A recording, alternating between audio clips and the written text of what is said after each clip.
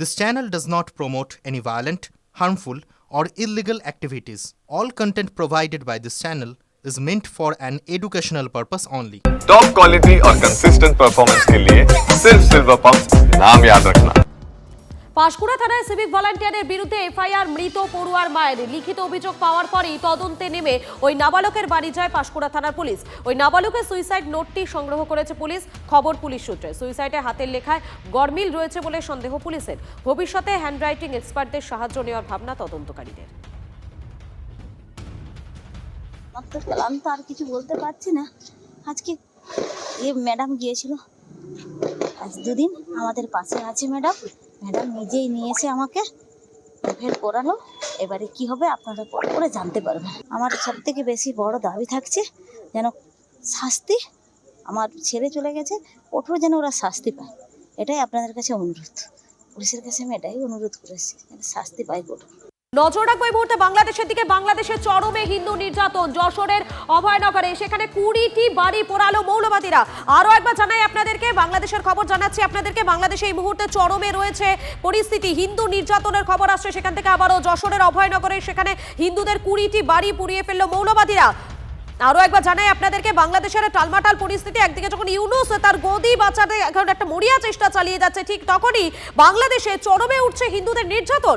যশোরের অভয়নগরে সেখানে হিন্দুদের 20টি বাড়ি পোড়ালো মৌলবাদীরা, সেই খবর জানাচ্ছি আপনাদেরকে। একদিকে গদি টলমালো অবস্থা এই মুহূর্তে, মোহাম্মদ ইউনূসের কোনো রকমে গদি বাঁচানোর চেষ্টা চালিয়ে যাচ্ছে সে, আর অপরদিকে বাংলাদেশে সেখানে লাগাতার হিন্দু নির্যাতন সেটা চলছে। আমাদের সঙ্গে রয়েছেন আমাদের প্রতিনিধি সুজয় রয়েছেন। সুজয়, এই মুহূর্তে তোমার কাছে কি আপডেট রয়েছে? দেখো, ঘটনাটি গত বৃহস্পতিবারে যেখানে মতুয়া সম্প্রদায়ের একটি যজ্ঞ উৎসব চলছিল, সেখানে ওই ঘটনাস্থলের পাশে একজন বিএনপি নেতার মৃত্যু হয়। সেই ঘটনাকে কেন্দ্র করে প্রায় 18টি বাড়ি পুড়িয়ে দেওয়া, ভাঙচুর করা, লুটপাট চালানোর ঘটনা ঘটেছে। এবং শুধু তাই নয়, এখনো পর্যন্ত পুলিশের তরফ থেকে এই ঘটনায় কোনো মামলা রুজু করা হয়নি, কাউকে গ্রেফতার করা হয়নি। নিরীহ সাধারণ সংখ্যালঘু হিন্দু সম্প্রদায়ের মানুষ একের পর এক বাংলাদেশ নির্যাতিত হচ্ছে, অত্যাচারিত হচ্ছে, তাদের লুটপাট চালানো হচ্ছে, ঘরবাড়ি পুড়িয়ে দেওয়া হচ্ছে। তারপরেও সেখানকার স্থানীয় প্রশাসন কিন্তু নির্বিকার, নিষ্ঠুর। ফলে মানুষের নিরাপত্তা দেওয়ার যে দায়িত্ব ছিল, নৈতিক দায়িত্ব, সেই দায়িত্ব থেকে বারবার সরে আসছে বর্তমান সরকার, বর্তমান যেখানে যারা দায়িত্বে রয়েছে। কিন্তু প্রশ্ন স্থানীয় বাসিন্দাদের সূত্রে যেটা জানা যাচ্ছে যে সেখানে একটি হোম যজ্ঞের আয়োজন করা হয়েছিল, যেখানে প্রায় 600 জন মানুষের খাবারের আয়োজন করা হয়েছিল। সেইখানেই সেই নেতার মৃত্যুর রাগ বা ক্ষোভ গিয়ে আছড়ে পড়ে এবং তারপরেই কিন্তু এইভাবে প্রায় 18টি বাড়িকে জ্বালিয়ে দেওয়া হয়। যদিও সেই ঘটনায় কেউ হতাহত হয়নি, কিন্তু তারপরেও মানুষজন কিন্তু ক্ষোভ জানাচ্ছে, মানুষজন কিন্তু তারা রীতিমতো প্রতিবাদ করছেন যে এই ঘটনার পরেও কেন পুলিশ এত কোনো মামলা রুজু করছে না। এবং জানা যাচ্ছে একেবারে মানুষের মধ্যে একটা ক্ষোভ কিন্তু ইতিমধ্যেই শুরু হয়ে গিয়েছে।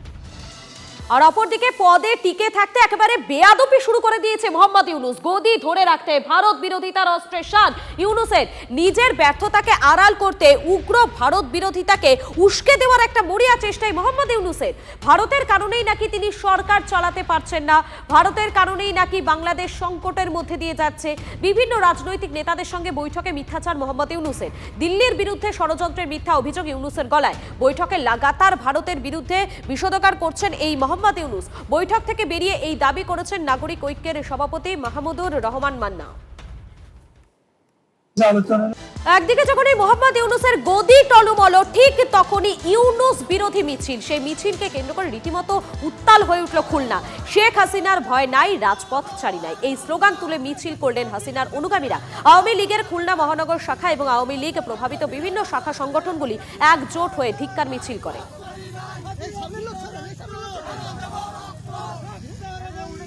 মুখে যতই ঐক্যের কলতান উঠুক, দ্বন্দ্বের চোরা স্রোতে হারে হারে টের পাচ্ছেন এই মোহাম্মদ ইউনূস।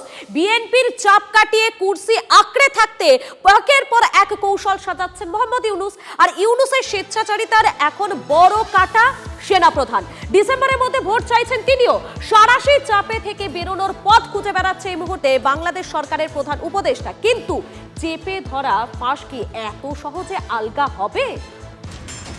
দায়িত্ব নেওয়ার প্রায় 10 মাসের মাথায় বড় ফাঁড়ার মুখে মোহাম্মদ ইউনূস। চতুর্দিকে প্রতিকূল পরিস্থিতি, পদত্যাগের ধোঁয়াও তুলে দিয়েছিলেন অন্তর্বর্তী সরকারের প্রধান উপদেষ্টা। তবে তা যে এই সংকটের পরিস্থিতিতে সহানুভূতি আদায়ের চেষ্টা, তা অনেকটাই স্পষ্ট। টালমাটাল রাজনৈতিক পরিস্থিতির মধ্যেই শনিবার বিএনপি, জামাত ও এনসিপির সঙ্গে আলাদা করে বৈঠক করেন মোহাম্মদ ইউনূস। আড়ালে আবডালে অন্য কথা বললেও পদ্মাপাড়ের রাজনৈতিক দলগুলোর নেতারা প্রকাশ্যে অন্তত বলছেন তারা কেউই প্রধান উপদেষ্টার পদত্যাগ চান না। ডিসেম্বরের মধ্যে ভোটের দাবি থেকে কোনো মতেই সরতে নারাজ খালেদা জিয়ার দল।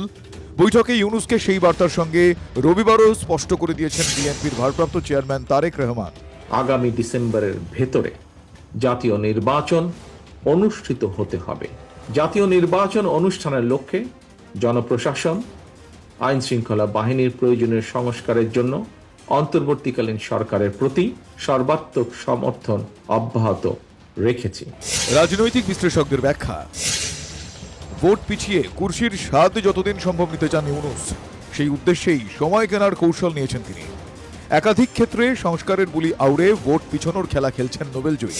আরও অন্তত 1 বছর ক্ষমতা ভোগ করতে চান। ডিসেম্বর থেকে জুনের মধ্যে নির্বাচনের কথা জানিয়েছে ইউনূসের দফতর।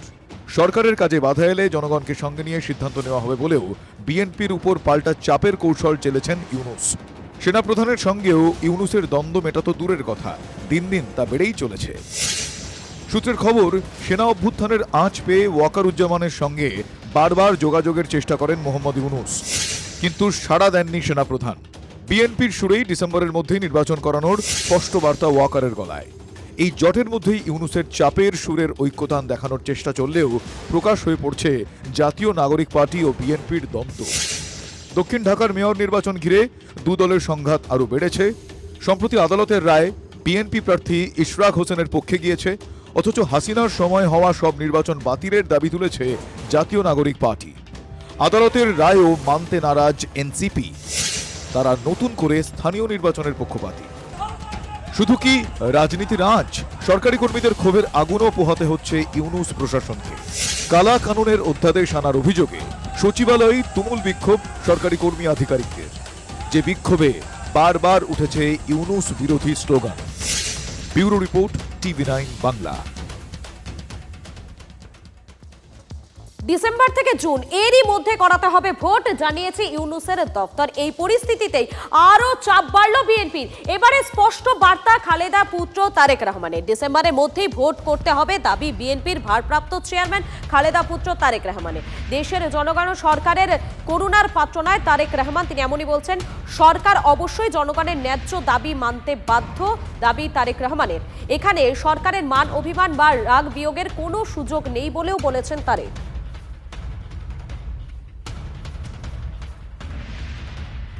ইউনূসের গদি টলমল, পদ্মাপাড়ে হাওয়া ঘুরছে। পরিস্থিতির সদ্ব্যবহার করতে এবারে ময়দানে নেমে পড়েছে আওয়ামী লীগ। হাসিনার বার্তা পেয়ে বড় সড় আন্দোলনের তোড়জোড় শুরু হয়ে গিয়েছে। দেশের বাইরে থেকে নিয়ম করে ইউনূস বিরোধী সুর চড়াচ্ছেন শেখ হাসিনা। এবারে তার মুখে সেন্ট মার্টিন দ্বীপের প্রসঙ্গ উঠে এলো এবং প্রধান উপদেষ্টার বিরুদ্ধে বিপুল দুর্নীতির অভিযোগ এনে কার্যত বোমা ফাটিয়েছেন হাসিনা পুত্র ওয়াজেদ। হাসিনা দেশ ছেড়েছেন প্রায় 1 বছর। দেশে রাজনৈতিক পট পরিবর্তনের সম্ভাবনা জোরালো হতেই সক্রিয় হয়েছেন বাংলাদেশের প্রাক্তন প্রধানমন্ত্রী। অডিও বার্তায় নিয়ম করে নিশানা করছেন ইউনূস প্রশাসনকে। ইউনূসকে ক্ষমতা থেকে উৎখাতের ডাক দিয়ে দলের কর্মীদের আন্দোলনের ডাক দিয়েছিলেন হাসিনা। এবার তার মুখে সেন্ট মার্টিন দ্বীপের প্রসঙ্গ। আমেরিকার চাপে কি বিকিয়ে যাচ্ছেন ইউনূস?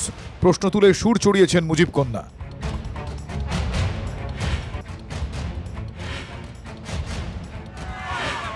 বিশ্লেষকদের মতে রাজনৈতিক অচলাবস্থার মধ্যেই বৈষম্য বিরোধী জোট হালে বিশেষ পানি পাচ্ছে না। এরই মধ্যে সেন্ট মার্টিন দ্বীপ নিয়ে হাসিনার বার্তা পদ্মাপাড়ের বড় অংশে সাড়া ফেলেছে। প্রকাশ্যেই ইউনূসের বিরোধিতায় রাস্তায় নেমেছে অনেকেই, যা কিছুদিন আগেও দেখা যায়নি। ঠিক অবস্থানের কারণে সেন্ট মার্টিনের ওপরে মার্কিন যুক্তরাষ্ট্রের নজর আছে। কেন কি সেখান থেকে মায়ানমারকে যদি কন্ট্রোল করা যায় বা ওই অঞ্চলের যে প্রাকৃতিক সম্পদ সেটার ওপর যদি নিয়ন্ত্রণ কায়েম করা যায়, এই বৃহৎ শক্তির খেলায় কিন্তু ইউনূস আস্তে আস্তে জড়িয়ে পড়ছেন। ফলে শেখ হাসিনা যেটা বলেছেন সেটা কিন্তু পুরোপুরি অযৌক্তিক নয়।